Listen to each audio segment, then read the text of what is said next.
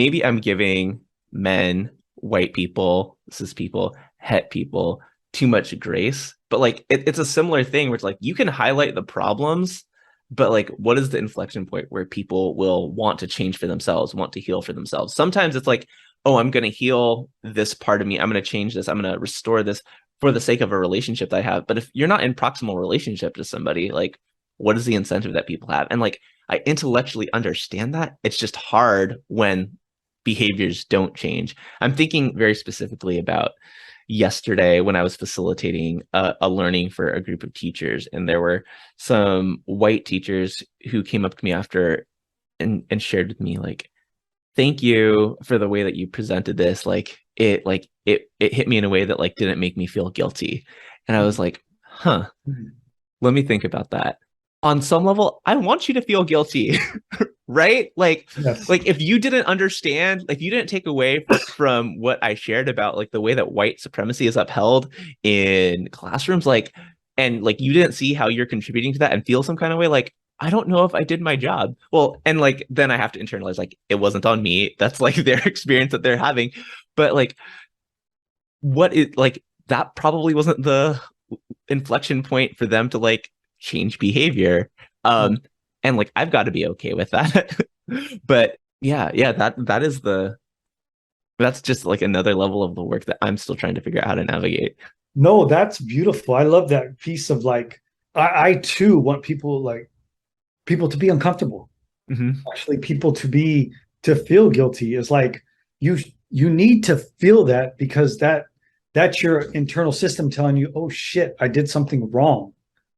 Like the difference between shame and guilt, Mm-hmm. shame is all about like, I am wrong, yeah, right? I am bad, but yeah, like, I am bad, but like guilt is like I did something bad. I need you to feel some guilt because you're walking through this world. And like just like I walked through this world as a male, you walk through this world as white. And like how does that impact people? And if you can't feel some guilt about that and know that, then when are you going to change? yeah, Like you're not going to change because you're around a bunch of people that all feel the same way.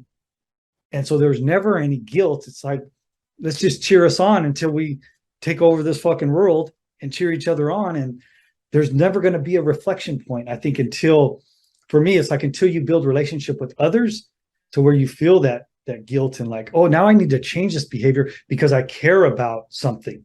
mm-hmm. If I don't care about anything, then why change? Like, I think Yeah. for me, there's a piece in there. It's like, if I don't care about others, why should I change anything I'm doing that impacts them?